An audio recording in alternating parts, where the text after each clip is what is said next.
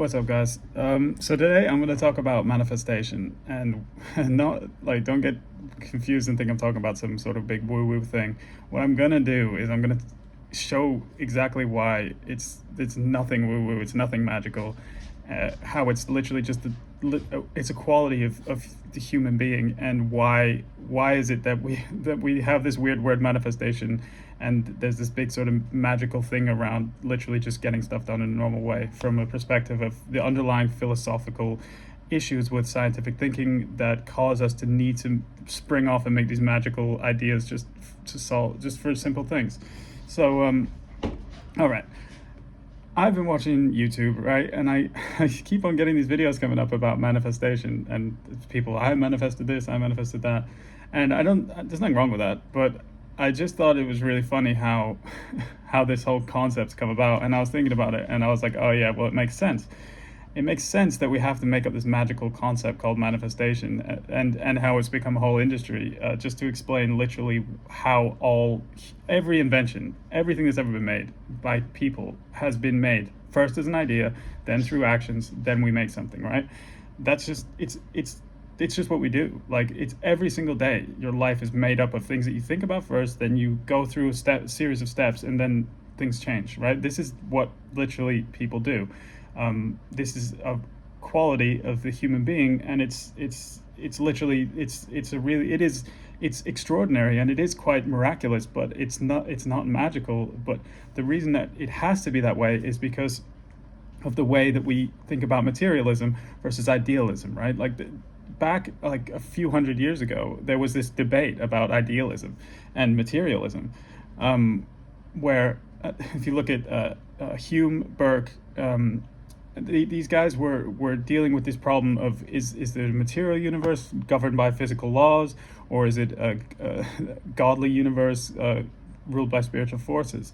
And because of the nature of the scientific revolution, right? The initial impetus of the scientific pursuit was to disprove religion, right? So there was, if you have to look at the historical context of the beginning of these ideas, where fundamentally what they were trying to do was revolutionary in terms of a power grab, the psychological power, the power of truth, and in so doing required that science had to take on a combative position. They had to disprove ideas that anything that could lead to the idea of there being a God had to be struck off in order for science to get the foothold that it's gotten. So but in so doing, I think things have evolved to the point where some stuff it leads to these sort of weird rabbit holes that don't make sense, and this is one of them, right? Because if you want to posit that there's a material universe and a material world, which there is obviously, but that it's fundamental and that it's ruled by physical laws, then the idea that things are instigated, that things are brought into being through ideas is counter to that, and that would support the argument.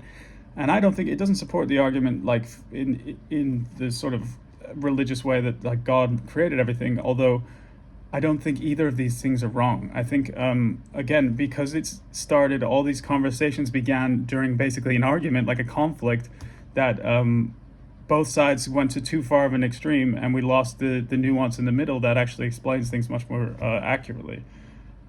So let's just look at the nature of things, right? Things that are ideas start as ideas and become reality. Thoughts and ideas create reality. And again, it sounds weird to say, but it's just actually the case. Like, look at, just for example, go and say you want to make a sandwich, right? You picture it, and then you can, if you want to really go all out, plan it out. You can write it down first, what you're going to do. You can go and draw pictures of all the different ingredients you want to go put in, and then you're going to go make a sandwich, right? The thought created the sandwich. All the technology we have, everything, like pretty much all the business ideas, everything, it starts as an idea. We have an idea in our mind. We then structure how that's going to work in our minds. Then we maybe put it down on paper. We talk to people, and then we make it happen, right? Like this is the nature of reality as human beings, that, and even as like squirrels, like or birds create nests. You can't prove that in their mind first they're seeing a nest, but the fact that they create the same thing every time means that there probably is there's some aspect of the causal nature of thinking and thoughts and ideas. That's how it is, right? But because we go back to the scientific revolution and all this stuff, what we had was a conflict between science and religion, and like even it's really interesting if you look back at. I would suggest, if you're interested in the history of philosophy, to look up Lawrence Cahoon. He's got an amazing set of lectures about the history of philosophy, starting from Descartes, or even before Descartes, until like postmodernism, and like explaining the evolution of the ideas. And it's really, really extremely helpful to look back at that, because you can actually see where the errors are. I mean, it's not like something I'm just saying. It's just something that most people are unaware of, because we still have a power structure that's very much centered around ideas, holding the authorities in the ideas. I mean, the authorities really in the people who can put someone in jail for whatever they want to do. But at this point, what's holding it together, the last tiny thread, is the idea of is that the truth, the ideas that are holding it all in place. But if you look at people like Descartes and Isaac Newton, when they were trying, like especially with Isaac Newton, right, when he was discovering that there were physical laws that were ruling, that he was showing that there are these equations that you can do to prove the behavior of objects, right? Then this was the beginning of this big issue with God, because before it's God's will, everything is God's will. So when Isaac Newton started showing that you could predict the behavior of bodies in space using mathematical equations, and pointing that they might be governed by laws, then it became a problem, because he's saying, okay, well, if nature is ruled by laws, physical laws, and that's how things work, then where's God? I mean, he was still trying to protect the idea of God. So he said that God created the laws, right? And then he was the person who started it, and then after that it runs perfectly because it was designed by God. Same with Descartes. Descartes literally had to because in order to save God, he had to say that there was two separate things. There was a mental substance, and there was an immaterial mental essence, and there was a material substances, and that although it was basically a conundrum that they got into there, yeah. And I think because of the nature, like what I'm pointing out here is that because of the nature of the conflict that there was, it wasn't about actually what the truth is. It was about this sort of tension between scientific explanations and the power of the church, right?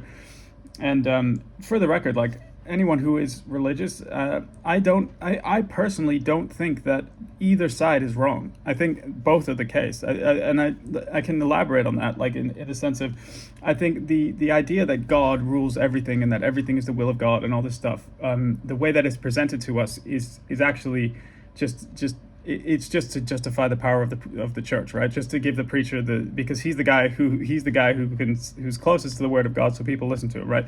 A lot of the explanations, if you actually look at the way that they're structured, are just normative in order to get people to listen to somebody. And it's the same with science. It's the same thing.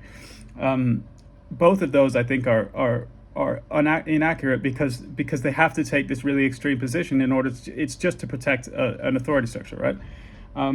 But it is the case through the observation of experience that thoughts create reality, right? It's not within reason, right? Within a certain reason, our thoughts create reality. The second thing that is necessary in order to make your thoughts into reality is action and persistence, right?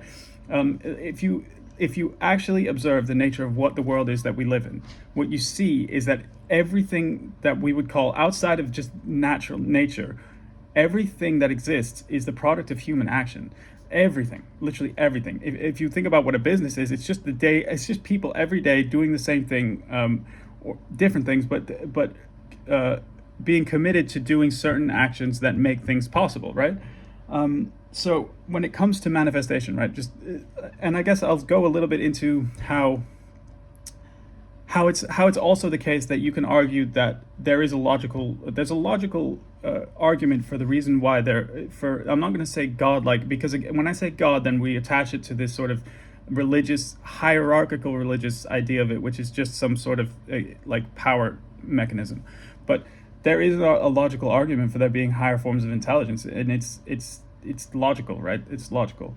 But in terms of manifestation, the reason why we have to separate it into this idea of it being this magical thing, manifestation, and it's different than just doing stuff, is because the idea that thoughts create reality, that it goes against the very basic like, because philosophically speaking, the whole scientific endeavor is like third grade, in terms of its philosophical foundations, because they were trying the majority of the foundational principles that are like requisite for science, or what they learn in basically science, because it's not necessary, but all these things were fundamentally created in order to like it's like dark matter, right? It's like, oh well, everything else is true except this one little bit's confusing, like in terms of how does it that spirit affects matter, right? If the material world is governed by immutable laws, and then where does God fit in, right? So they have to create these little things, these little like loopholes that basically, when you're examining things like of this nature, when it comes to consciousness, the question about consciousness, and wanting to go further in understanding it, then you run into the actual issues there. So because basically the underlying ontology that we're working with is saying that it's purely material world, and everything's ruled by material laws, then in order to account for the way that we actually create things using our minds, it's basically struck off as being able to be discussed. So in order to explain the phenomena, which is the case that we all just make stuff happen all the time, then you have to add in this little idea called manifestation, because otherwise it would just be like it's just normally getting stuff done. It's just normal. And okay, so by seeing it this way, this is also a thing for people who are like practical, but also don't want to get caught into this nihilistic view of like reality, because that's the other side of it, right? The other side of this like overly material view is like nihilism, like literally, but that's like the idea that there's no purpose, there's no meaning, and you have no control over your life, which is it's not the case. Again, this is an issue with the way that we've formulated the ontological fundamentals of the way that we see reality, and that's just the reason why we hold on to these ideas is because the people who basically have the authority to say if an idea is true are vested in these things being the way that they're said they are, because that's how they get their money, right? That's their job. But it's the case that you create stuff with your mind. And it's also the case that gives you have an extraordinary amount of power in your life. But what's necessary is you're able to accurately conceive of things in your mind. Like, you pay attention and you get it right, and you're clear and rigorous about how you formulate things and how you structure reality in your head. The second thing is that you're realistic and persistent about what you do, right? It's as simple as that. It's like, if you want to start a business or you want to get a house, then all you have to do is first picture what you want, right? And then you use your mind to figure out what's necessary to get it, right? Like, if you're sitting with zero income, but you want to get $1 million house, it's way possible. It's just, first you need to figure out the prerequisite steps that are necessary. Then you need to act on those long enough that it becomes the case that you can actually now afford this house. And of course, there's the stories of like magical, like just great synchronicities, and that's cool. I mean, it's great. Like, the world is full of opportunities, but it's nothing magical. It's just that if someone has put themselves in a mind state where they're focused on getting something, and then they're open to the opportunities that present themselves. If you're not looking for the thing, then you're not going to see the opportunities to get it, right? So, and it's true. I mean, I've had the most insane, extraordinary synchronicities, right? But it's not like, and it is magical. I would say reality is a magical, we live in a miraculous world. It's just that we're stuck between two extremes of either complete material nihilism or like complete fantastical magical thinking. And what I'm saying is that the nature of reality is is miraculous and also and realistic. It's the same. It's one and the same. But it's like there's no tension. The only tension is in the fight for ideational authority, right? That is just kind of ridiculous, and I think we're growing out of as a society now. So that's it. So what I'm talking about, what I'm saying here is manifestation is not anything magical. It's not something like that you need to go to speak to some person who's going to give you some magic woo-woo juice to make it work. It's actually just the nature of how we do things. We all have an extraordinary amount of power, and we can make things happen, like really huge things. And there's a million examples of this. What's necessary is that you're clear about what you want. You are rigorous and accurate in figuring out what's necessary to get it, and then you're persistent in your daily actions to make that happen, and it'll happen. We can all make incredible things. It's just how we are. Now, I said I'd say something a little bit about the nature of why the logical argument for God, but I think I'll put that on for another video. Okay, so hopefully this has been interesting. Give it a like and subscribe, and I'll see you in the next one.